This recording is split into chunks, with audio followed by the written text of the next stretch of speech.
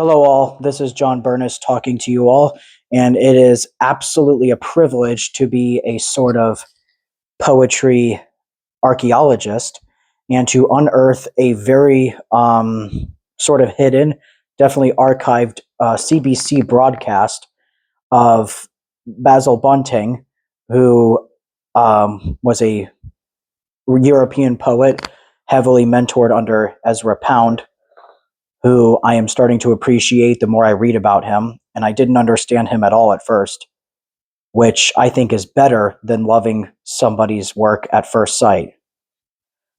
So the title of the broadcast is The Sound of Poetry, which is all about how closely linked music and poetry truly are. And those are obviously the two loves of my life.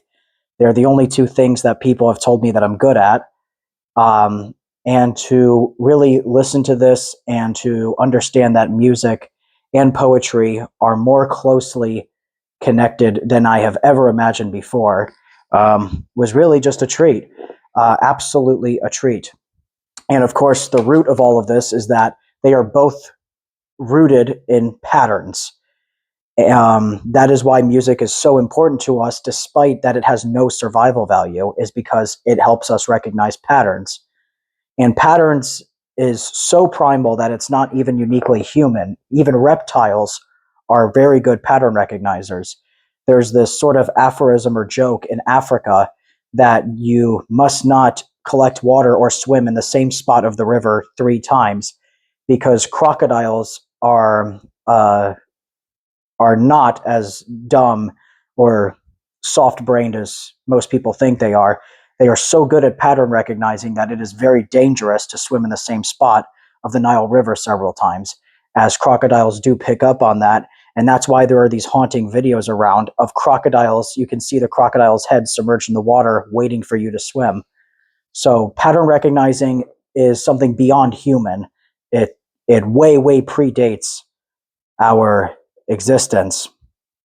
And the last thing I have to add to this announcement, is something important that I've noticed in my life, which is the wisest people that I have ever known have one of two ways of looking at life, and they're the complete opposite of each other. The first are people that see how simple everything is. Everything in life is so simple to them. And then there are those that appreciate the complexity of the simple things. They see connections of the entire universe, but it's highly complex to them, and they know how complex even the smallest, most simple things are. And all of the wisest people I've known have that in common, but they're the opposites. And I think the best example that I've come across recently was from Robert Edward Grant, where he talks about numbers sort of being the root of all human activity. And he even has this extremely simplified approach to what it branches out to, with number plus space equals geometry. Number in and of itself is considered arithmetic. Number plus time equals music. And number plus space and time is cosmology.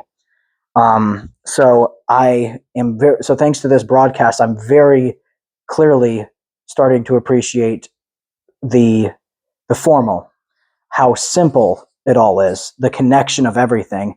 And Basil explains it in such a way that is, I think, a child can understand. And I've learned so much from this broadcast, and it is such a honor and a privilege to be the first person to archive this from the academic sphere and onto YouTube and the mainstream. So I hope you enjoy this broadcast, and hope to see you again.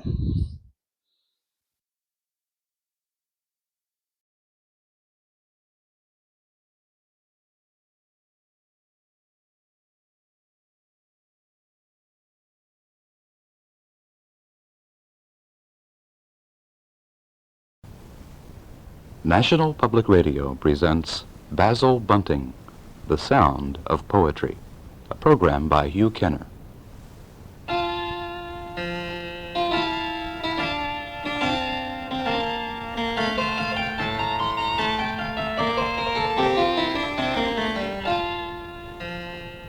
The isle is full of voices, Shakespeare tells us. Today in Shakespeare's London, the delicate voices are masked by the din of traffic. But in the north of the island, among the Yorkshire hills, there is nothing to keep you from attending to the sound of water on stone, a lark's twitter,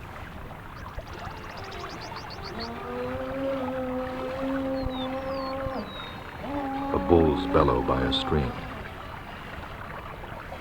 The stream is called Rothay, and ears accustomed to following the voices of music can hear its waters bubble differently on different pebbles.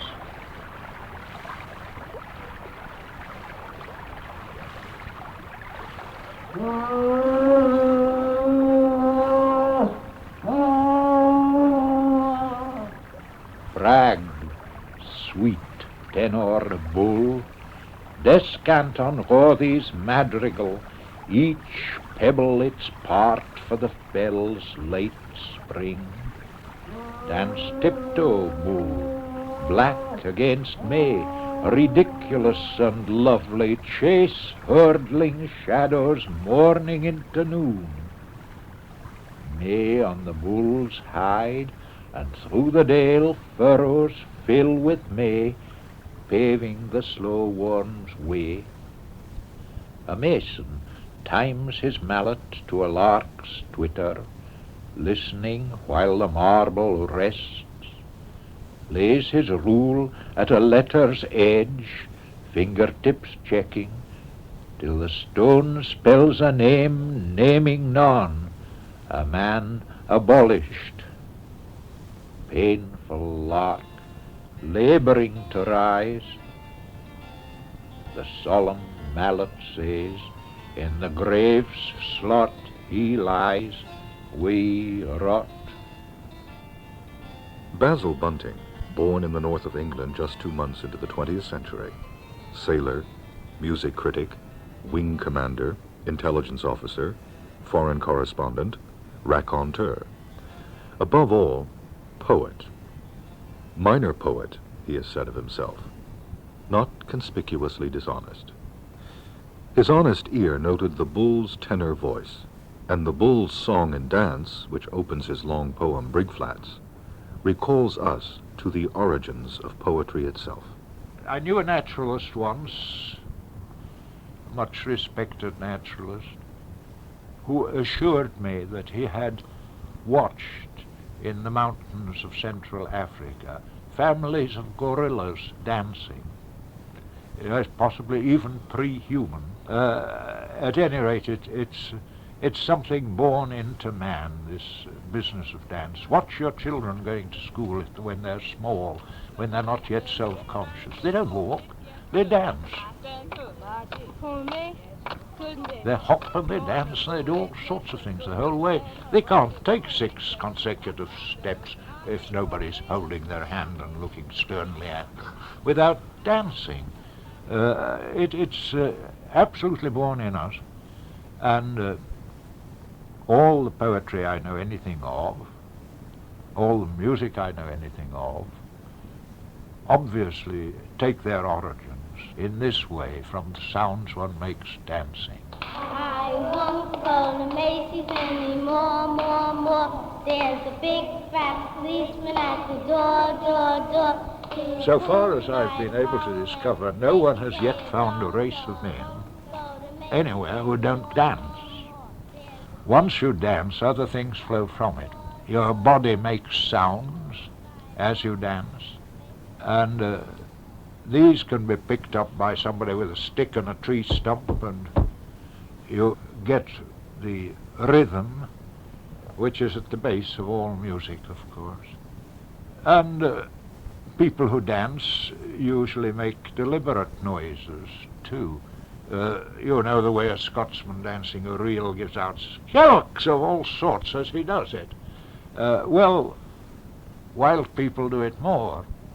The minute, instead of making inarticulate noise, the minute the noise becomes articulate words, even if they're nonsense words, you're at the birth of poetry.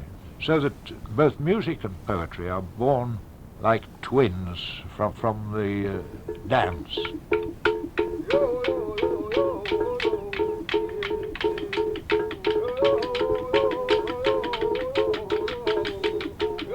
songs which have no real articulate words at all. They're a kind of tra-la-la-la business. Others which have articulate words which make no sense, but they are articulate words. And then others which begin to have a bearing on life, a refrain. All she wants is gold, the silver. All she wants is ice cream. And as to the dance itself, I don't believe it has any purpose whatever, except the pleasure it gives.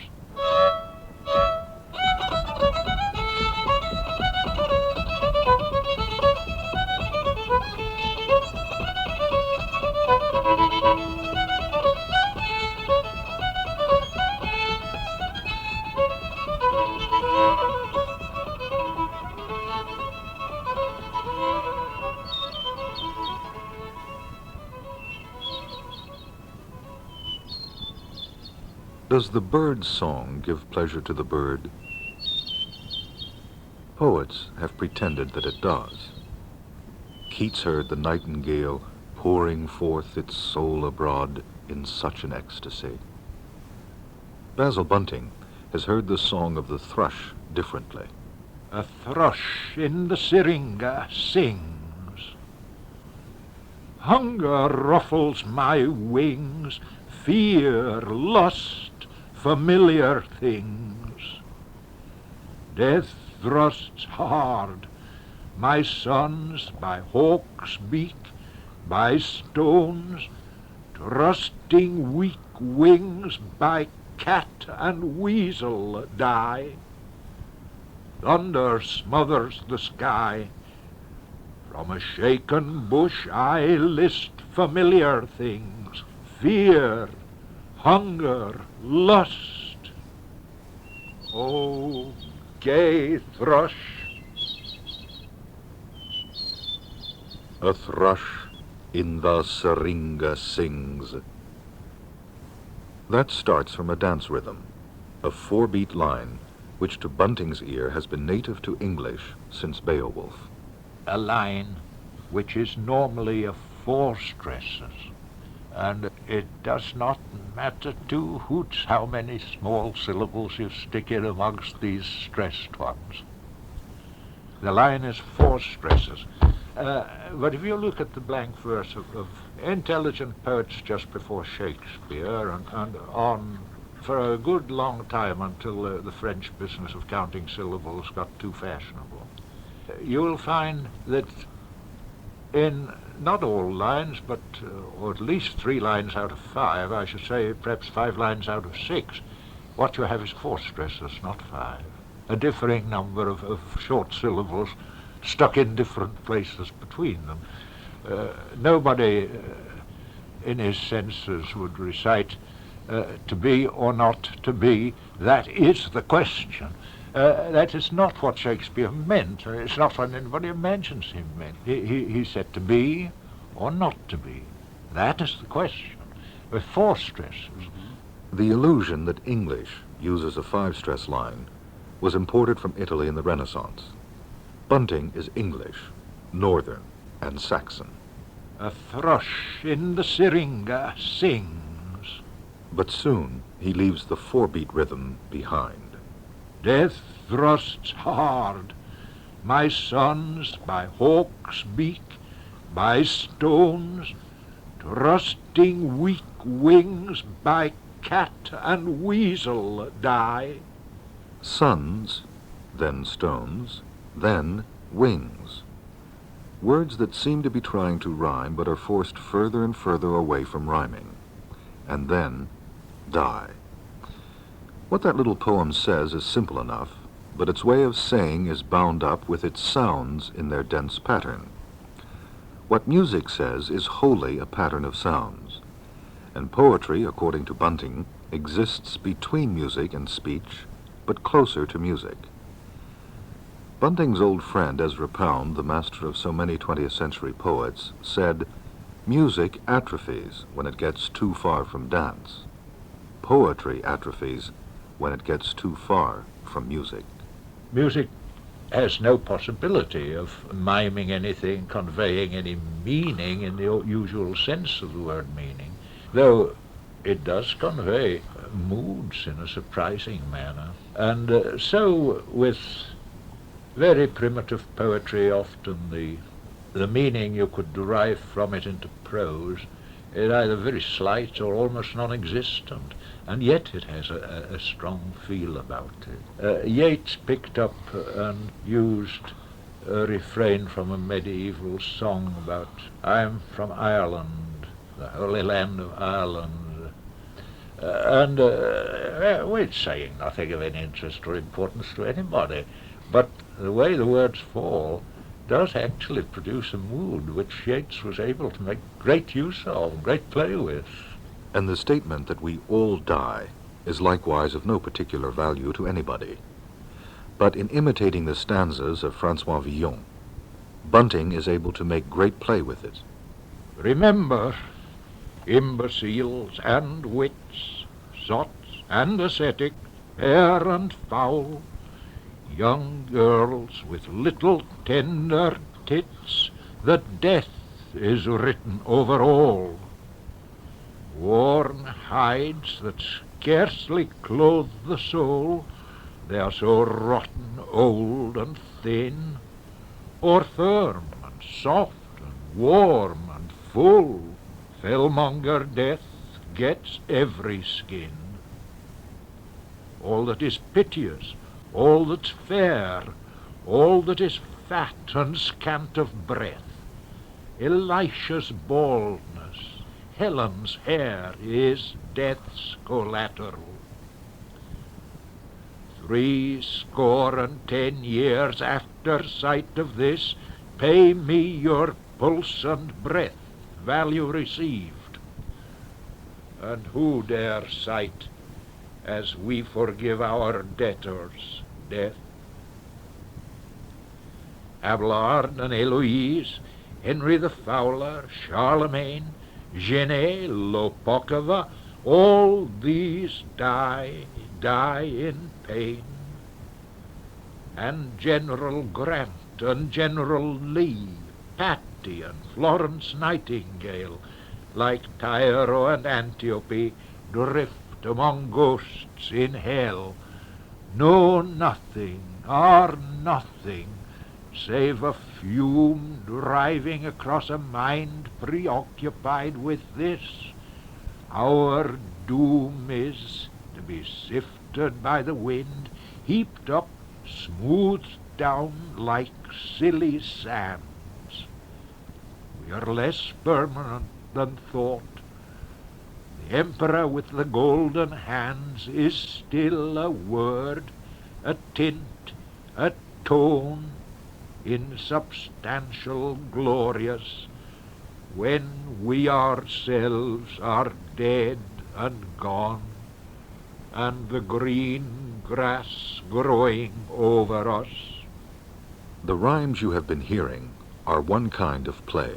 Rhyme patterns and things like that are only surface decorations. They are pretty, sometimes very pretty, but it's very difficult to think of them as an integral part of any poem. Eliot once suggested to me, when I was very young, that I should write in rhyme, because, he said, if you've got nothing to say, and when you're young you have nothing worth saying to say, if you have nothing to say, the rhyme will suggest what you should say. I think myself that is probably what happened in some of Eliot's own early poems. It is very difficult to extract any other sense from some of them. But rhyme does not always suggest what may be said next. Says Bunting, it's binding things together a bit, a surface binding. It can be done with great deliberation, or it can come from what goes on in your semi-conscious mind as you put things together. But you must be able to recognize it and preserve it when you've managed to get it, as he does in this passage. Have you seen a falcon stoop, accurate, unforeseen and absolute between wind ripples over harvest? Dread of what's to be, is and has been, were we not better dead? His wings churn air to flight, feathers alight with sun, he rises where dazzle rebuts our stare, wonder our fright. That was a detail from a long poem, The Spoils. The rhyme binds the passage together, and the passage binds two movements of the poem together. When he speaks of movements, Bunting is thinking of long poems in musical terms, not because their sounds recall musical sounds, but because a poet can imitate musical structures. Music is organized in various ways, and one of the inventions, 18th century invention, for which I think the chief responsibilities lie with Domenico Scarlatti and John Christian Bach. You got the notion of a sonata where two themes, which at first appear quite separate, and all the better if they're strongly contrasted, they gradually alter and weave together until at the end of your movement you've forgotten there are two themes, it's all one. And that struck me when I was very young as a form that poetry could and should exploit. And I've tried to do it. And it's to that and that kind of maneuvering that I'm referring when I talk about Domenico Scarlatti in Brick Flats. Though I am also, of course, delighted, as anyone must be, with the actual surface of Scarlatti's music. It's with the structure that I am really concerned there, for nobody can reproduce in words the sound of a harpsichord, but you can reproduce in words the structure of a sonata. The Scarlatti passage in Brig Flats comes midway in the fourth movement. Bunting would like us to hear the B minor sonata behind his words. As the player's breath warms the fiddle, the tone clears. It is time to consider how Domenico Scarlatti condensed so much music into so few bars, with never a crabbed turn or congested cadence, never a boast or see here. And stars and lakes echo him, and the copse drums out his measure. Snow peaks are lifted up in moonlight and twilight, and the sun rises on an acknowledged land. My love is young, but wise.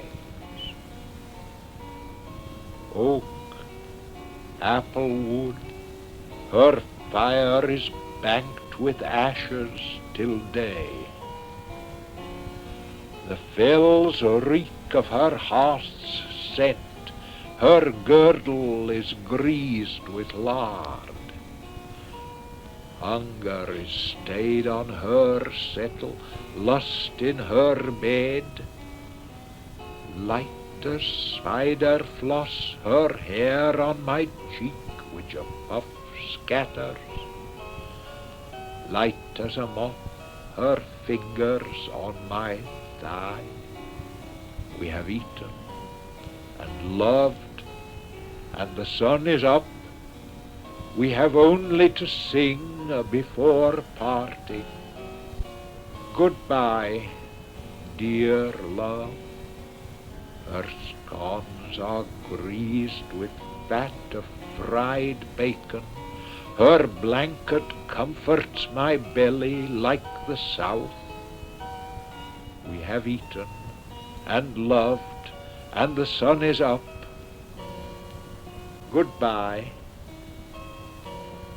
Applewood, hard to rive, its knots smoulder all day. Cobweb hair on the morning, a puff would blow it away. Rime is crisp on the bent, ruts stone hard, frost spangles fleece. What breeze will fill that sleeve limp on the line? A boy's jet steams from the wall, time from the year, care from deed and undoing. Shamble, cold, content with beer and pickles, towards a taciturn lodging amongst strangers. Where rats go I, accustomed to penury, filth, disgust and fury, evasive to persist, reject the bait, yet gnaw the best. My bony feet sully shelf and dresser, keeping a beat in the dark, a rap on lath till dogs bark and sleep, shed slides from the bed.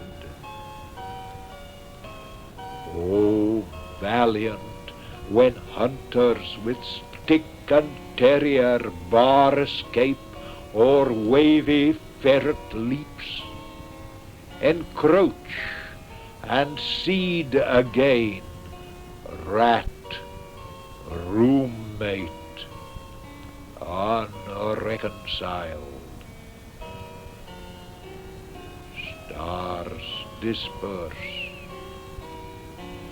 We too, further from neighbors, now the year ages.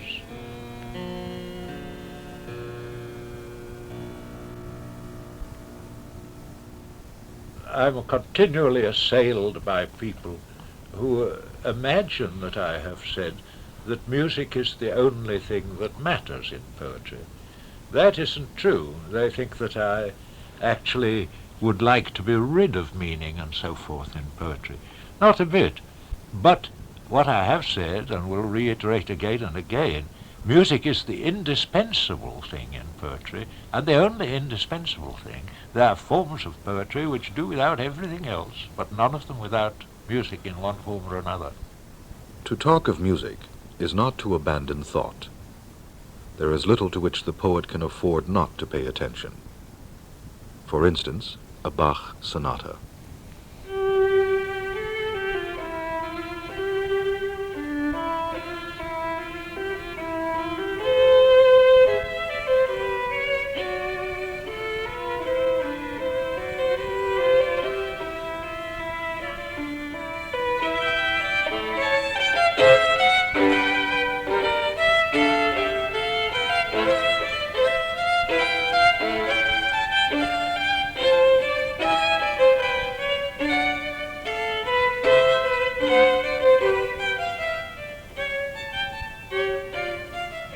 A fugue or two he wrote for unaccompanied violin, which are in fact cheats, sleights of hand. None of it is, in fact, simultaneous. The statements of the theme come separately, one after the other, instead of simultaneously, and so on. But he is so splendid a master of his art that he can make it seem to you as though they were coming in the proper fugal way.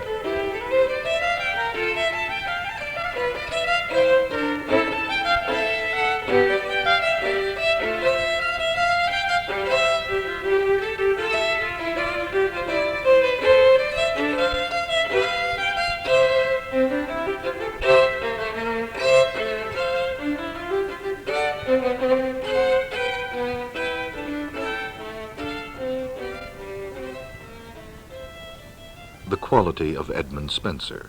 Pick up the Fairy Queen at any time, let it fall open at any page it likes, start reading, and you haven't got many lines before you're at something exceedingly beautiful. But try to go on reading for 20 pages of it, and you'll get tired of it. The Cockney accent of Keats. Some magic casements opening on the foam, perilous seas, in fairylands forlorn. Well, forlorn, of course, does sound like a bell a bit, Forlorn, as the word really is pronounced by the rest of the world, doesn't sound the least like a villain, makes complete nonsense. Its next line. The structure of Hebrew psalms. Another very early beginning, of course, is what you see in the Bible, and people have said all sorts of things about Hebrew parallelism and so forth. But it must be obvious, and I think most scholars agree, that this is simply music a cappella. You have one choir answering to another choir. And when that is done, of course, there has to be a fairly close resemblance of some sort, either in the music or in the words, between what the one choir says and what the other does. Or evidence for what has been called poetry. Of course, the actual written documents don't go back before Homer. I don't think there's any written poetry earlier than that, unless just conceivably a little Egyptian. For all of that, though, the poet's fate is to be regarded as an idle fellow, playing upon a pipe. A lad named Tom once claimed to be a poet, and here is what the chairman told Tom. Poetry? It's a hobby. I run model trains. Mr. Shaw there breeds pigeons. It's not work. You don't sweat. Nobody pays for it. You could advertise soap. Art, that's opera or repertory. The Desert Song. Nancy was in the chorus. But to ask for £12 a week. Married, aren't you? You've got a nerve. How could I look a bus conductor in the face if I paid you £12? Who says it's poetry anyhow? My 10-year-old can do it and rhyme. I get 3,000 and expenses, a car, vouchers, but I'm an accountant. They do what I tell them, my company. What do you do? Nasty little words, nasty long words. It's unhealthy. I want to wash when I meet a poet. They're reds, addicts, all delinquents. What you write is rot. Mr. Hines says so, and he's a school teacher. He ought to know. Go and find work.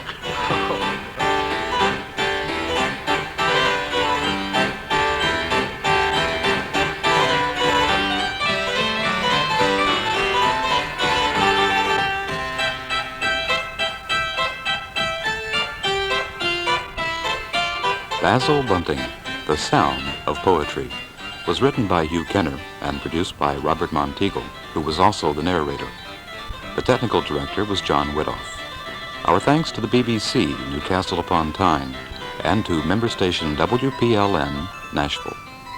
This program was made possible with funds provided by the Corporation for Public Broadcasting.